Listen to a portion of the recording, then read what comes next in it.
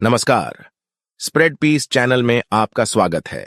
आज हम आपको सुनाएंगे रविंद्रनाथ ठाकुर की एक खूबसूरत कहानी, पत्नी का पत्र। श्रीचरण कमलेशु, आज हमारे विवाह को 15 वर्ष हो गए, लेकिन अभी तक मैंने कभी तुमको चिट्ठी न लिखी। सदा तुम्हारे पास ही बनी रही, न जाने कितनी बातें कहती सुनती रही, पर चिट्ठी लिखने लायक दूरी कभी नहीं मिली। आज मैं श्री क्षेत्र में तीर्थ करने आई हूं, तुम अपने ऑफिस के काम में लगे हुए हो। कलकत्ता के साथ तुम्हारा वही संबंध है जो घोंघे के साथ शंख का होता है। वह तुम्हारे तन मन से चिपक गया है, इसलिए तुमने ऑफिस में छुट्टी की दरख्वास्त नहीं दी। विधाता की यही इच्छा थी, उन्होंने मेरी छुट्टी की दरख्वास्त मंजूर कर ली। तुम्हारे घर की मझली बहू हूं, पर आज 15 वर्ष बाद इस समुद्र के किनारे खड़े होकर मैं जान पाई हूं कि अपने जगत और जगदीश्वर के साथ मेरा एक संबंध और भी है। इसीलिए आज साहस करके यह चिट्ठी लिख रही हूं। इसे तुम अपने घर की मझली बहू की ही चिट्ठी मत समझना। तुम लोगों के साथ मेरे संबंध की बात जिन्होंने मेरे भाग्य में लिखी थी, उन्हें छोड़कर जब इस संभावना का और किसी को पता न था, उसी शैशव काल में मैं और मेरा भाई एक साथ ही सन्निपात के ज्वर से पीड़ित हुए थे। भाई तो मारा गया, पर मैं बची रही। मोहल्ले की औरतें कहने लगीं, मृणाल लड़की है ना, इसीलिए बच गई। लड़का होती तो क्या भला बच सकती थी। चोरी की कला में यमराज निपुण हैं, उनकी नजर कीमती चीज पर ही पड़ती है। मेरे भाग्य में मौत नहीं है। यही बात अच्छी तरह से समझाने के लिए मैं यह चिट्ठी लिखने बैठी हूं। एक दिन जब दूर के रिश्ते में तुम्हारे मामा तुम्हारे मित्र नीरद को साथ लेकर कन्या देखने आए थे, तब मेरी आयु 12 वर्ष की थी। दुर्गम गांव में मेरा घर था, जहां दिन में भी सियार बोलते रहते। स्टेशन से 7 कोस तक छकड़ा गाड़ी में चलने के बाद बाकी 3 मील का कच्चा रास्ता पालकी में बैठकर पार करने के बाद हमारे गांव में पहुंचा जा सकता था। उस दिन तुम लोगों को कितनी हैरानी हुई, जिस पर हमारे पूर्वी बंगाल का भोजन, मामा उस भोजन की हंसी उड़ाना आज भी नहीं भूलते। तुम्हारी मां की एक ही जिद थी कि बड़ी बहू के रूप की कमी को मझली बहू के द्वारा पूरी करें, नहीं तो भला इतना कष्ट करके तुम लोग हमारे गांव क्यों आते। पीलिया, यकृत, उदरशूल और दुल्हन के लिए बंगाल प्रांत में खोज नहीं करनी पड़ती। वे स्वयं ही आकर घेर लेते हैं, छुड़ाए नहीं छूटते। पिता की छाती धक धक करने लगी। मां दुर्गा का नाम जपने लगी। शहर के देवता को गांव का पुजारी क्या देकर संतुष्ट करे। बेटी के रूप का भरोसा था, लेकिन स्वयं बेटी में उस रूप का कोई मूल्य नहीं होता। देखने आया हुआ व्यक्ति उसका जो मूल्य दे, वही उसका मूल्य होता है। इसीलिए तो 1000 रूप गुण होने पर भी लड़कियों का संकोच किसी भी तरह दूर नहीं होता। सारे घर का, यही नहीं सारे मोहल्ले का यह आंतक मेरी छाती पर पत्थर की तरह जमकर बैठ गया।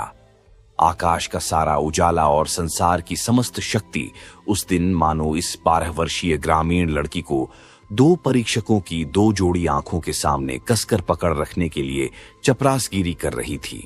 मुझे कहीं छिपने की जगह न मिली। अपने करुण स्वर में संपूर्ण आकाश को कंपाती हुई शहनाई बज उठी। मैं तुम लोगों के यहां आ पहुंची।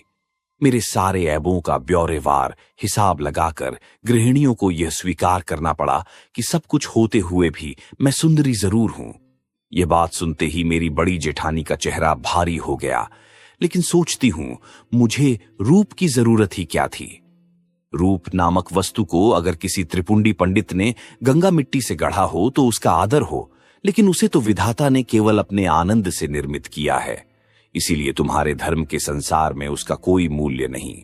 मैं रूपवती हूं, इस बात को भूलने में तुम्हें बहुत दिन नहीं लगे, लेकिन मुझ में बुद्धि भी है, यह बात तुम लोगों को पग पग पर याद करनी पड़ी।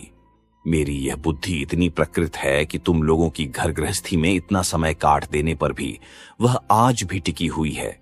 मेरी इस बुद्धि से मां बड़ी चिंतित रहती थीं। नारी के लिए यह तो एक बला ही है। बाधाओं को मानकर चलना जिसका काम है, वह यदि बुद्धि को मानकर चलना चाहे तो ठोकर खा खाकर उसका सिर फूटेगा ही। लेकिन तुम ही बताओ, मैं क्या करूं। तुम लोगों के घर की बहू को जितनी बुद्धि की जरूरत है, विधाता ने लापरवाही में मुझे उससे बहुत ज्यादा बुद्धि दे डाली है। अब मैं उसे लौटाऊं भी तो किसको। तुम लोग मुझे पुरखिन कहकर दिन रात गाली देते रहे। अक्षम्य को कड़ी बात कहने से ही सांत्वना मिलती है, इसीलिए मैंने उसको क्षमा कर दिया। मेरी एक बात तुम्हारी घर गृहस्थी से बाहर थी, जिसे तुम में से कोई नहीं जानता। मैं तुम सबसे छिपाकर कविता लिखा करती थी। वह भले ही कूड़ा करकट क्यों न हो, उस पर तुम्हारे अंतपुर की दीवार न उठ सकी। वहीं मुझे मृत्यु मिलती थी, वहीं पर मैं रो पाती थी। मेरे भीतर तुम लोगों की मझली बहू के अतिरिक्त जो कुछ था, उसे तुम लोगों ने कभी पसंद नहीं किया, क्योंकि उसे तुम लोग पहचान भी न पाए। मैं कवि हूं, यह बात 15 वर्ष में भी तुम लोगों की पकड़ में नहीं आई।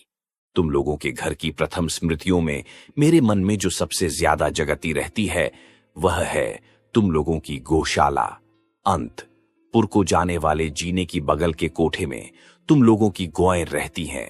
सामने के आंगन को छोड़कर उनके हिलने डुलने के लिए और कोई जगह न थी। आंगन के कोने में गायों को भूसा देने के लिए काठ की नाद थी।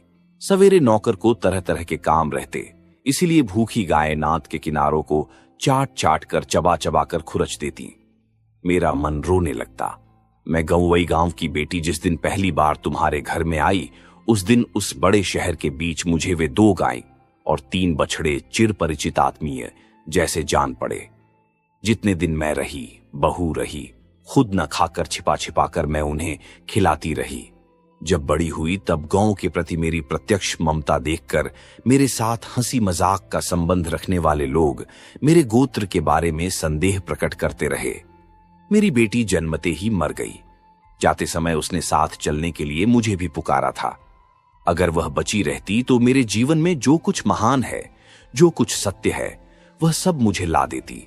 तब मैं मझली बहू से एकदम मां बन जाती। गृहस्थी में बंधी रहने पर भी मां विश्व भर की मां होती है, पर मुझे मां होने की वेदना ही मिली, मातृत्व की मुक्ति प्राप्त नहीं हुई। मुझे याद है अंग्रेज डॉक्टर को हमारे घर का भीतरी भाग देखकर बड़ा आश्चर्य हुआ था और जच्चा घर देखकर नाराज होकर उसने डांट फटकार भी लगाई थी। सदर में तो तुम लोगों का छोटा सा बाग है, कमरे में भी साज श्रृंगार की कोई कमी नहीं, पर भीतर का भाग मानो पश्मीने के काम की उल्टी परत हो। वहां न कोई लज्जा है, न सौंदर्य, न श्रृंगार। उजाला वहां टिमटिमाता रहता है, हवा चोर की भांति प्रवेश करती है, आंगन का कूड़ा करकट हटने का नाम नहीं लेता। फर्श और दीवार पर कालिमा अक्षय बनकर विराजती है। लेकिन डॉक्टर ने एक भूल की थी। उसने सोचा था कि शायद इससे हमको रात दिन दुख होता होगा। बात बिल्कुल उल्टी है। अनादर नाम की चीज राख की तरह होती है। वह शायद भीतर ही भीतर आग को बनाए रहती है, लेकिन ऊपर से उसके ताप को प्रकट नहीं होने देती। जब आत्मसम्मान घट जाता है तब अनादर में अन्याय भी नहीं दिखाई देता, इसीलिए उसकी पीड़ा नहीं होती। यही कारण है कि नारी दुख का अनुभव करने में ही लज्जा पाती है। इसीलिए मैं कहती हूं, अगर तुम लोगों की व्यवस्था यही है कि नारी को दुख पाना ही होगा, तो फिर जहां तक संभव हो उसे अनादर में रखना ही ठीक है। आदर से दुख की व्यथा और बढ़ जाती है।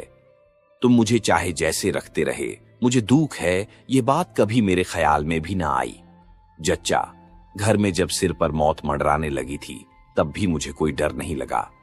हमारा जीवन ही क्या है कि मौत से डरना पड़े। जिनके प्राणों को आदर और यत्न से कसकर बांध लिया गया हो, मरने में उन्हीं को कष्ट होता है। उस दिन अगर यमराज मुझे घसीटने लगते तो मैं उसी तरह उखड़ आती जिस तरह पोली जमीन से घास बड़ी आसानी से जड़ समेत खींच आती है। बंगाल की बेटी तो बात बात में मरना चाहती है, लेकिन इस तरह मरने में कौन सी बहादुरी है। हम लोगों के लिए मरना इतना आसान है कि मरते लज्जा आती है। मेरी बेटी संध्या तारा की तरह क्षण भर के लिए उदित होकर अस्त हो गई। मैं फिर से अपने दैनिक कामों में और गाय बछड़ों में लग गई। इसी तरह मेरा जीवन आखिर तक जैसे तैसे कट जाता।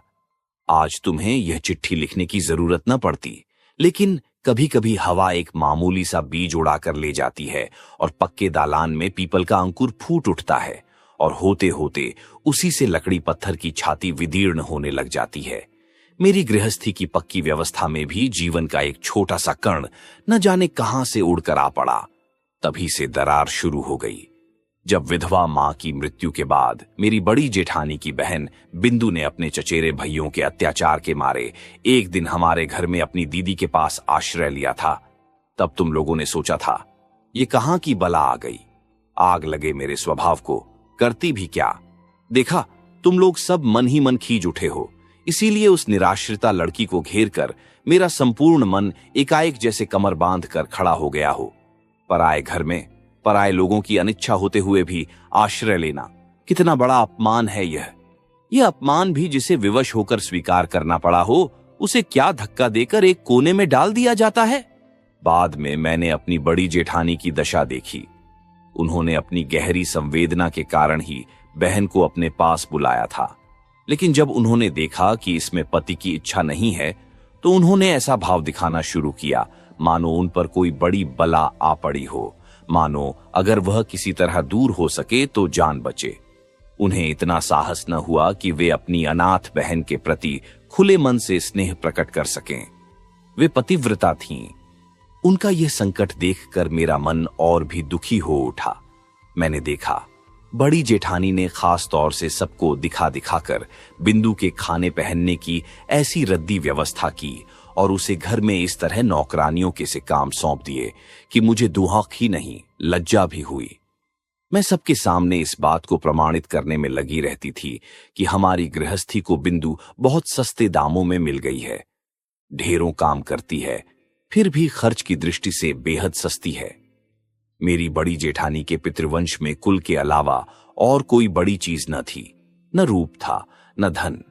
किस तरह मेरे ससुर के पैरों पड़ने पर तुम लोगों के घर में उनका ब्याह हुआ था, ये बात तुम अच्छी तरह जानते हो। वे सदा यही सोचती रहीं कि उनका विवाह तुम्हारे वंश के प्रति बड़ा भारी अपराध था। इसीलिए वे सब बातों में अपने आप को भरसक दूर रखकर, अपने को छोटा मानकर तुम्हारे घर में बहुत ही थोड़ी जगह में सिमट कर रहती थीं। लेकिन उनके इस प्रशंसनीय उदाहरण से हम लोगों को बड़ी कठिनाई होती रही। मैं अपने आप को हर तरफ से इतना बेहद छोटा नहीं बना पाती। मैं जिस बात को अच्छा समझती हूं, उसे किसी और की खातिर बुरा समझने को मैं उचित नहीं मानती। इस बात के तुम्हें भी बहुत से प्रमाण मिल चुके हैं। बिंदु को मैं अपने कमरे में घसीट लाई। जीजी कहने लगी, मझली बहू गरीब घर की बेटी का दिमाग खराब कर डालेगी। वे सबसे मेरी इस ढंग से शिकायत करती फिरती थीं, मानो मैंने कोई भारी आफत डादी हो। लेकिन मैं अच्छी तरह जानती हूं, वे मन ही मन सोचती थीं कि जान बची। अब अपराध का बोझ मेरे सिर पर पड़ने लगा। वे अपनी बहन के प्रति खुद जो स्नेह नहीं दिखा पाती थीं, वही मेरे द्वारा प्रकट करके उनका मन हल्का हो जाता।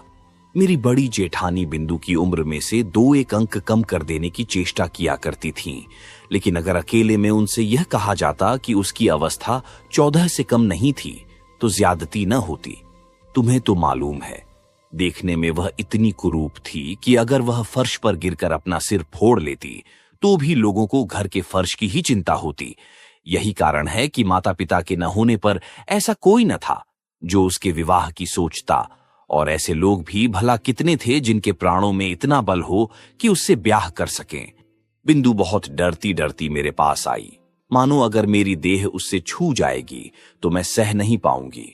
मानो संसार में उसको जन्म लेने का कोई अधिकार ही न था। इसीलिए वह हमेशा अलग हटकर आंख बचाकर चलती।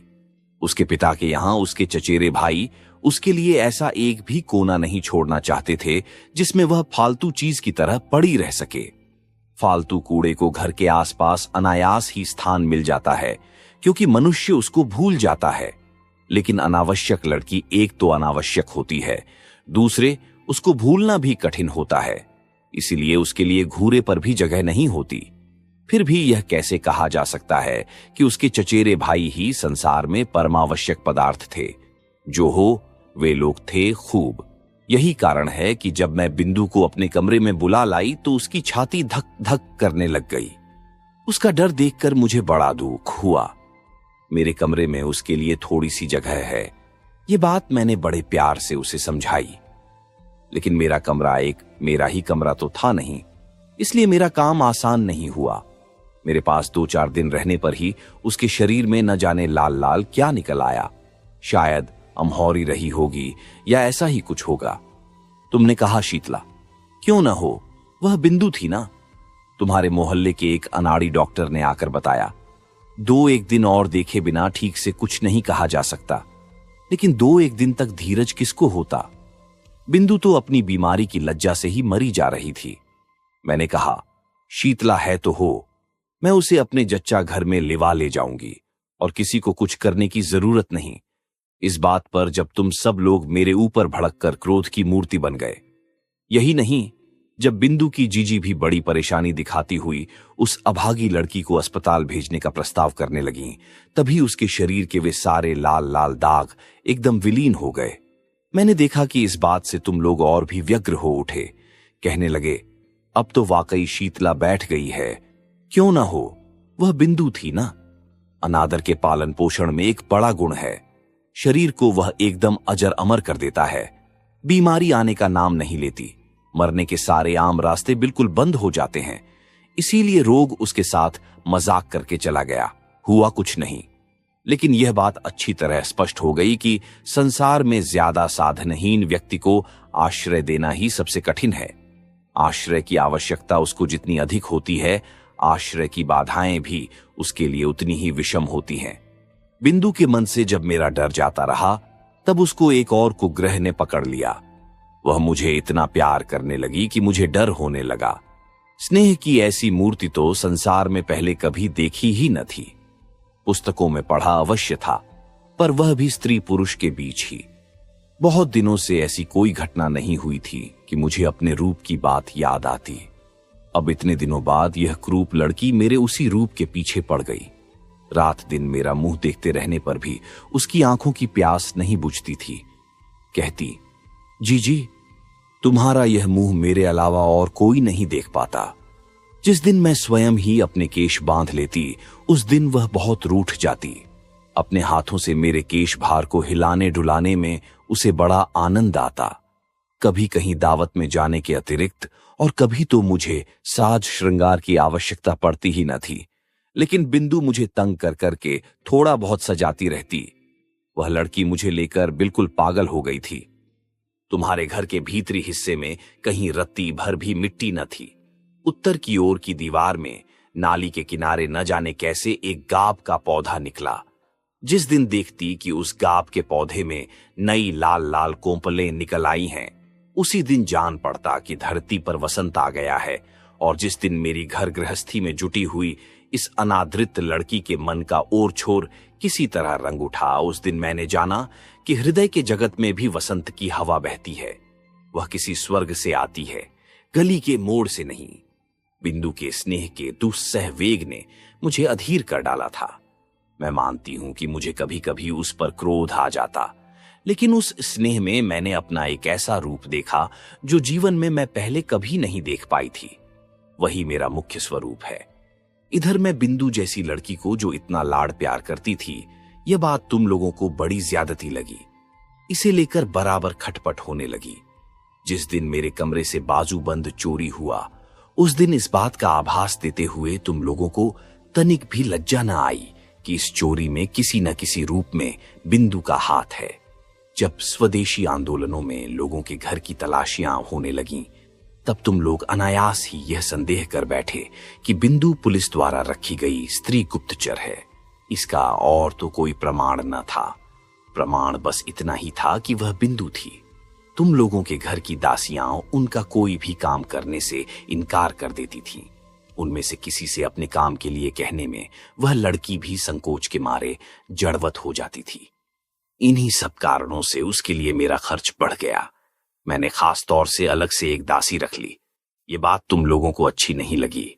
बिंदु को पहनने के लिए मैं जो कपड़े देती थी, उन्हें देखकर तुम इतने क्रुद्ध हुए कि तुमने मेरे हाथ खर्च के रुपए ही बंद कर दिए। दूसरे ही दिन से मैंने 1.25 रुपये जोड़े की मोटी कोरी मिल की धोती पहनना शुरू कर दिया। और जब मोती की मां मेरी झूठी थाली उठाने के लिए आई, तो मैंने उसको मना कर दिया। मैंने खुद झूठा भात बछड़े को खिलाने के बाद आंगन के नल पर जाकर बर्तन मल लिए। एक दिन एकाएक इस दृश्य को देखकर तुम प्रसन्न न हो सके। मेरी खुशी के बिना तो काम चल सकता है, पर तुम लोगों की खुशी के बिना नहीं चल सकता। यह बात आज तक मेरी समझ में नहीं आई। उधर ज्यों ज्यों तुम लोगों का क्रोध बढ़ता जा रहा था। त्यों-त्यों बिंदु की आयु भी बढ़ती जा रही थी। इस स्वाभाविक बात पर तुम लोग अस्वाभाविक ढंग से परेशान हो उठे थे। एक बात याद करके मुझे आश्चर्य होता रहा है कि तुम लोगों ने बिंदु को जबरदस्ती अपने घर से विदा क्यों नहीं कर दिया। मैं अच्छी तरह समझती हूं कि तुम लोग मन ही मन मुझसे डरते थे। विधाता ने मुझे बुद्धि दी है। भीतर ही भीतर इस बात की खातिर किए बिना तुम लोगों को चैन नहीं पड़ता था। अंत में अपनी शक्ति से बिंदु को विदा करने में असमर्थ होकर तुम लोगों ने प्रजापति देवता की शरण ली। बिंदु का वर ठीक हुआ। बड़ी जेठानी बोली, जान बची। मां काली ने अपने वंश की लाज रख ली। वर कैसा था मैं नहीं जानती। तुम लोगों से सुना था कि सब बातों में अच्छा है। बिंदु मेरे पैरों से लिपटकर रोने लगी। बोली, जीजी मेरा ब्याह क्यों कर रही हो भला? मैंने उसको समझाते बुझाते कहा, बिंदु डर मत, मैंने सुना है तेरा वर अच्छा है। बिंदु बोली, अगर वर अच्छा है तो मुझ में भला ऐसा क्या है जो उसे पसंद आ सके। लेकिन वर पक्ष वालों ने तो बिंदु को देखने के लिए आने का नाम भी न लिया। बड़ी जीजी इससे बड़ी निश्चिंत हो गईं, लेकिन बिंदु रात दिन रोती रहती, चुप होने का नाम ही न लेती। उसको क्या कष्ट है यह मैं जानती थी। बिंदु के लिए मैंने घर में बहुत बार झगड़ा किया था, लेकिन उसका ब्याह रुक जाए यह बात कहने का साहस नहीं होता था। कहती भी किस बल पर। मैं अगर मर जाती तो उसकी क्या दशा होती। एक तो लड़की जिस पर काली, जिसके यहां जा रही है, वहां उसकी क्या दशा होगी। इस बातों की चिंता न करना ही अच्छा था। सोचती तो प्राण कांप उठते। बिंदु ने कहा, जीजी ब्याह के अभी 5 दिन और हैं, इस बीच क्या मुझे मौत नहीं आएगी। मैंने उसको खूब धमकाया, लेकिन अंतर्यामी जानते हैं कि अगर किसी स्वाभाविक ढंग से बिंदु की मृत्यु हो जाती तो मुझे चैन मिलता। ब्याह के एक दिन पहले बिंदु ने अपनी जीजी के पास जाकर कहा, जीजी मैं तुम लोगों की गौशाला में पड़ी रहूंगी, जो कहोगी वही करूंगी। मैं तुम्हारे पैरों पड़ती हूं, मुझे इस तरह मत धकेलो। कुछ दिनों से जीजी की आंखों से चोरी चोरी आंसू झर रहे थे। उस दिन भी झरने लगे। लेकिन सिर्फ हृदय ही तो नहीं होता, शास्त्र भी तो है। उन्होंने कहा, बिंदु जानती नहीं, स्त्री की गति मुक्ति सब कुछ पति ही है। भाग्य में अगर दुख लिखा है तो उसे कोई नहीं मिटा सकता। असली बात तो यह थी कि कहीं कोई रास्ता ही न था। बिंदु को ब्याह तो करना ही पड़ेगा, फिर जो हो सो हो। मैं चाहती थी कि विवाह हमारे ही घर से हो, लेकिन तुम लोग कह बैठे वर के ही घर में हो, उनके कुल की यही रीति है। मैं समझ गई, बिंदु के ब्याह में अगर तुम लोगों को खर्च करना पड़ा तो तुम्हारे गृह देवता उसे किसी भी भांति नहीं सह सकेंगे। इसीलिए चुप रह जाना पड़ा। लेकिन एक बात तुम में से कोई नहीं जानता। जीजी को बताना चाहती थी पर फिर बताई नहीं तो वे डर से मर जाती। मैंने अपने थोड़े बहुत गहने लेकर चुपचाप बिंदु का श्रृंगार कर दिया था। सोचा था जीजी की नजर में तो जरूर ही पड़ जाएगा, लेकिन उन्होंने जैसे देख कर भी नहीं देखा। दुहाई है धर्म की, इसके लिए तुम उन्हें क्षमा कर देना। जाते समय बिंदु मुझसे लिपट कर बोली, जीजी तो क्या तुम लोगों ने मुझे एकदम त्याग दिया? मैंने कहा, नहीं बिंदु, तुम चाहे जैसी हालत में रहो, प्राण रहते मैं तुम्हें नहीं त्याग सकती। 3 दिन बीते। तुम्हारे ताल्लुके के आसामियों ने तुम्हें खाने के लिए जो भेड़ा दिया था उसे मैंने तुम्हारी जठराग्नि से बचाकर नीचे वाली कोयले की कोठरी के एक कोने में बांध दिया था। सवेरे उठते ही मैं खुद जाकर उसको दाना खिला आती। 2-1 दिन तुम्हारे नौकरों पर भरोसा करके देखा, उसे खिलाने की बजाय उनका झुकाव उसी को खा जाने की ओर अधिक था। उस दिन सवेरे कोठरी में गई तो देखा बिंदु एक कोने में गुड़मुड़ होकर बैठी हुई है। मुझे देखते ही वह मेरे पैर पकड़कर चुपचाप रोने लगी। बिंदु का पति पागल था। सच कह रही है बिंदु, तुम्हारे सामने क्या मैं इतना बड़ा झूठ बोल सकती हूं दीदी? वह पागल हैं। इस विवाह में ससुर की सम्मति नहीं थी, लेकिन वे मेरी सास से यमराज की तरह डरते थे। ब्याह के पहले ही काशी चल दिए थे। सास ने जिद करके अपने लड़के का ब्याह कर लिया। मैं वहीं कोयले के ढेर पर बैठ गई।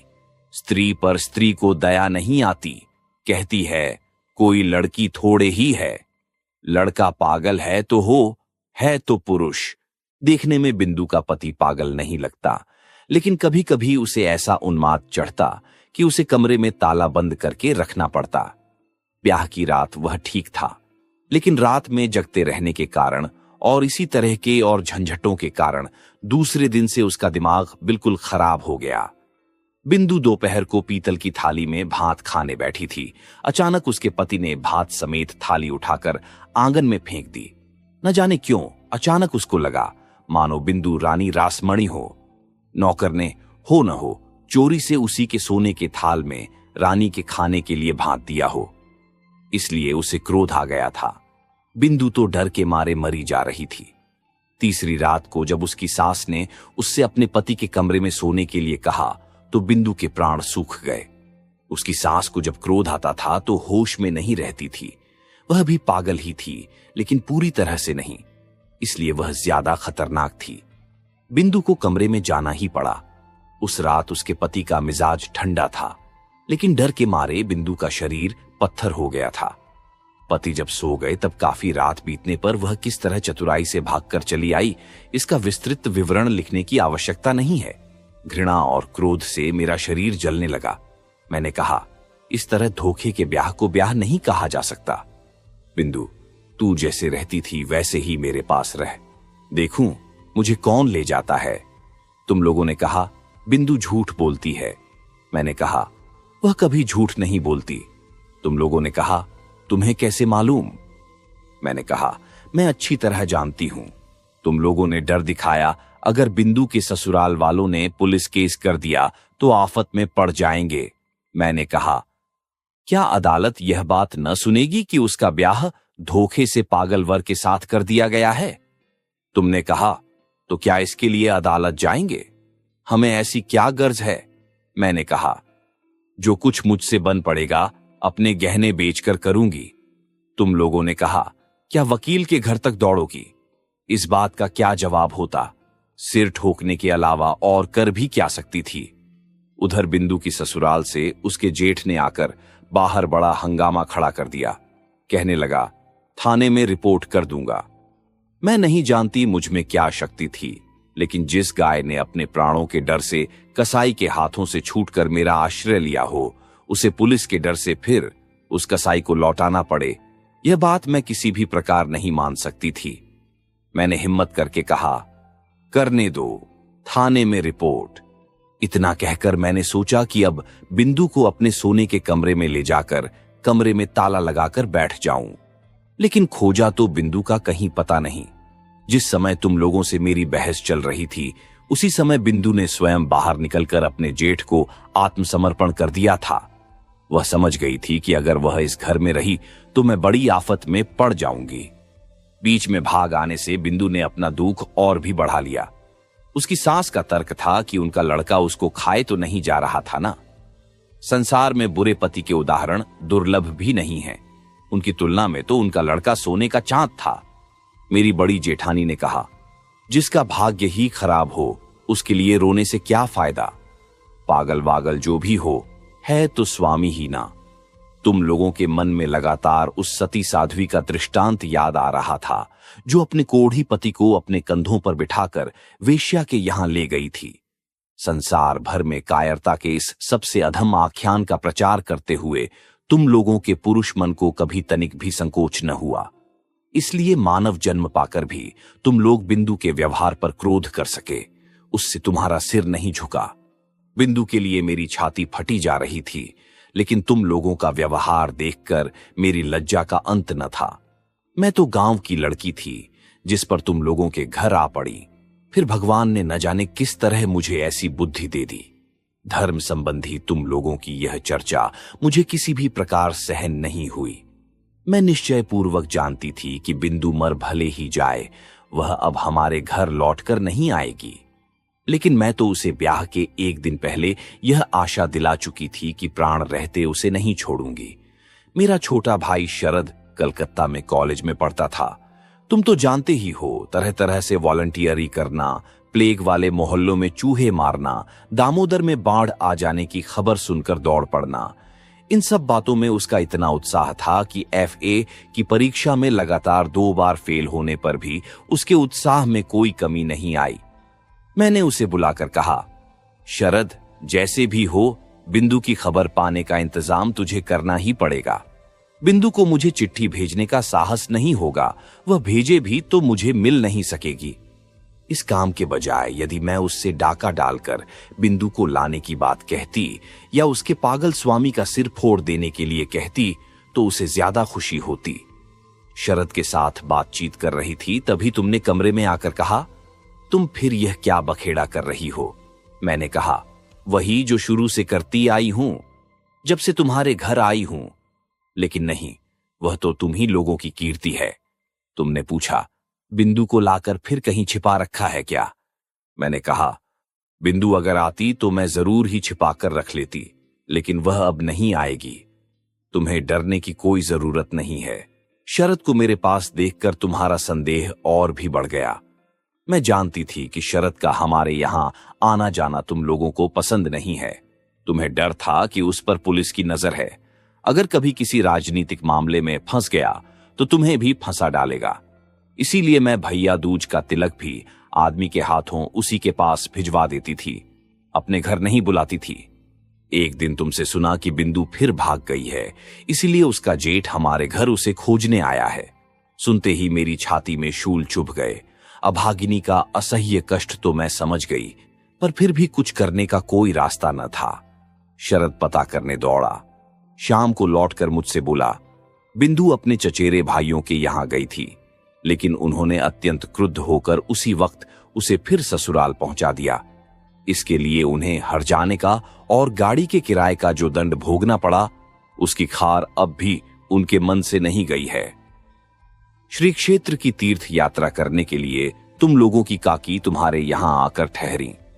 मैंने तुमसे कहा, मैं भी जाऊंगी।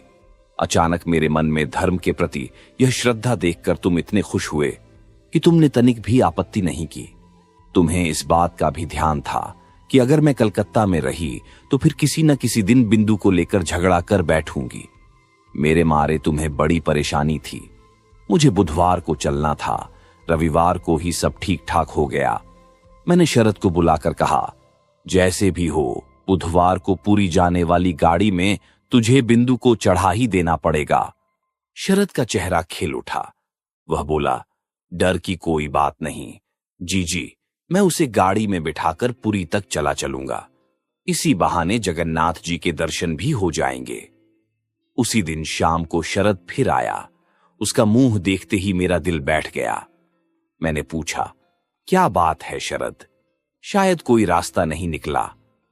वह बोला, नहीं। मैंने पूछा, क्या उसे राजी नहीं कर पाए? उसने कहा, अब जरूरत भी नहीं है।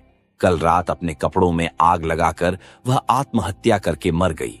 उस घर के जिस भतीजे से मैंने मेल बढ़ा लिया था, उसी से खबर मिली कि तुम्हारे नाम वह एक चिट्ठी रख गई थी, लेकिन वह चिट्ठी उन लोगों ने नष्ट कर दी। चलो छुट्टी हुई। गांव भर के लोग चीख उठे, कहने लगे, लड़कियों का कपड़ों में आग लगाकर मर जाना तो अब एक फैशन हो गया है। तुम लोगों ने कहा, अच्छा नाटक है। हुआ करे, लेकिन नाटक का तमाशा सिर्फ बंगाली लड़कियों की साड़ी पर ही क्यों होता है? बंगाली वीर पुरुषों की धोती की चुन्नटों पर क्यों नहीं होता? यह भी तो सोचकर देखना चाहिए। ऐसा ही था बिंदु का दुर्भाग्य। जितने दिन जीवित रही, तनिक भी यश नहीं मिल सका, न रूप का न गुण का। मरते वक्त भी यह नहीं हुआ कि सोच समझकर कुछ ऐसे नए ढंग से मरती कि दुनिया भर के लोग खुशी से ताली बजा उठते। मरकर भी उसने लोगों को नाराज ही किया। जी कमरे में जाकर चुपचाप रोने लगी, लेकिन उस रोने में जैसे एक सांत्वना थी। कुछ भी सही, जान तो बची, मर गई, यही क्या कम है। अगर बची रहती तो न जाने क्या हो जाता। मैं तीर्थ में आ पहुंची हूं। बिंदु के आने की तो जरूरत ही न रही, लेकिन मुझे जरूरत थी। लोग जिसे दो औख मानते हैं, वह तुम्हारी गृहस्थी में मुझे कभी नहीं मिला। तुम्हारे यहां खाने पहनने की कोई कमी नहीं। तुम्हारे बड़े भाई का चरित्र चाहे जैसा हो, तुम्हारे चरित्र में ऐसा कोई दोष नहीं जिसके लिए विधाता को बुरा कह सकूं। वैसे अगर तुम्हारा स्वभाव तुम्हारे बड़े भाई की तरह भी होता तो भी शायद मेरे दिन करीब करीब ऐसे ही कट जाते और मैं अपनी सती साध्वी बड़ी जेठानी की तरह पति देवता को दोष देने के बजाय विश्व देवता को ही दोष देने की चेष्टा करती। अतएव मैं तुमसे कोई शिकायत नहीं करना चाहती। मेरी चिट्ठी का कारण यह नहीं है। लेकिन मैं अब माखन बड़ाल की गली के तुम्हारे उस 27 नंबर वाले घर में लौटकर नहीं आऊंगी। मैं बिंदु को देख चुकी हूं। इस संसार में नारी का सच्चा परिचय क्या है यह मैं पा चुकी हूं। अब तुम्हारी कोई जरूरत नहीं। और फिर मैंने यह भी देखा है कि वह लड़की ही क्यों न हो, भगवान ने उसका त्याग नहीं किया। उस पर तुम लोगों का चाहे कितना ही जोर क्यों न रहा हो, वह उसका अंत नहीं था। वह अपने अभागे मानव जीवन से बड़ी थी। तुम लोगों के पैर इतने लंबे नहीं थे कि तुम मनमाने ढंग से अपने हिसाब से उसके जीवन को सदा के लिए उनसे दबा कर रख सकते। मृत्यु तुम लोगों से भी बड़ी है। अपनी मृत्यु में वह महान है। वहां बिंदु केवल बंगाली परिवार की लड़की नहीं है, केवल चचेरे भाइयों की बहन नहीं है, केवल किसी अपरिचित पागलपति की प्रवंचिता पत्नी नहीं है। वहां वह अनंत है। मृत्यु की उस वंशी का स्वर उस बालिका के भग्न हृदय से निकलकर जब मेरे जीवन की यमुना के पास बजने लगा तो पहले पहल मानो मेरी छाती में कोई बाण बिंध गया हो। मैंने विधाता से प्रश्न किया, इस संसार में जो सबसे अधिक तुच्छ है वही सबसे अधिक कठिन क्यों है? इस गली में चार दीवारी से घिरे इस निरानंद स्थान में यह जो तुच्छतम बुदबुद है वह इतनी भयंकर बाधा कैसे बन गया? तुम्हारा संसार अपनी शठ नीतियों से क्षुद्धा पात्र को संभाले, कितना ही क्यों न पुकारे। मैं उस अंतपुर की जरा सी चौखट को क्षण भर के लिए भी पार क्यों न कर सकी? ऐसे संसार में ऐसा जीवन लेकर मुझे इस अत्यंत तुच्छ काठ पत्थर की आड़ में ही तिल तिल कर क्यों मरना होगा? कितनी तुच्छ है यह मेरी प्रतिदिन की जीवन यात्रा। इसके बंधे नियम, बंधे अभ्यास, बंधी हुई बोली, बंधी हुई मार सब कितनी तुच्छ है। फिर भी क्या अंत में दीनता के उस नागपाश बंधन की ही जीत होगी और तुम्हारे अपने इस आनंद लोक की, इस सृष्टि की हार। लेकिन मृत्यु की वंशी बजने लगी। कहां गई राजमिस्त्रियों की बनाई हुई वह दीवार? कहां गया तुम्हारे घोर नियमों से बंधा वह कांटों का घेरा? कौन सा है वह दुख, कौन सा है वह अपमान जो मनुष्य को बंदी बनाकर रख सकता है? यह लो, मृत्यु के हाथ में जीवन की जय पताका उड़ रही है। हरी मझली बहू, तुझे डरने की अब कोई जरूरत नहीं। मझली बहू के इस तेरे खोल को छिन्न होते एक निमेष भी न लगा। तुम्हारी गली का मुझे कोई डर नहीं। आज मेरे सामने नीला समुद्र है, मेरे सिर पर आषाढ़ के बादल। तुम लोगों की रीति नीति के अंधेरे ने मुझे अब तक ढक रखा था। बिंदु ने आकर क्षण भर के लिए उस आवरण के छेद में से मुझे देख लिया। वही लड़की अपनी मृत्यु द्वारा सिर से पैर तक मेरा वह आवरण उघाड़ गई है। आज बाहर आकर देखती हूं, अपना गौरव रखने के लिए कहीं जगह ही नहीं है। मेरा यह अनादृत रूप जिनकी आंखों को भाया है, वे सुंदर आज संपूर्ण आकाश से मुझे निहार रहे हैं। अब मझली बहू की खैर नहीं। तुम सोच रहे होगे मैं मरने जा रही हूं। डरने की कोई बात नहीं। तुम लोगों के साथ मैं ऐसा पुराना मजाक नहीं करूंगी। मीराबाई भी तो मेरी ही तरह नारी थी। उनकी जंजीरें भी तो कम भारी नहीं थीं। बचने के लिए उनको तो मरना नहीं पड़ा।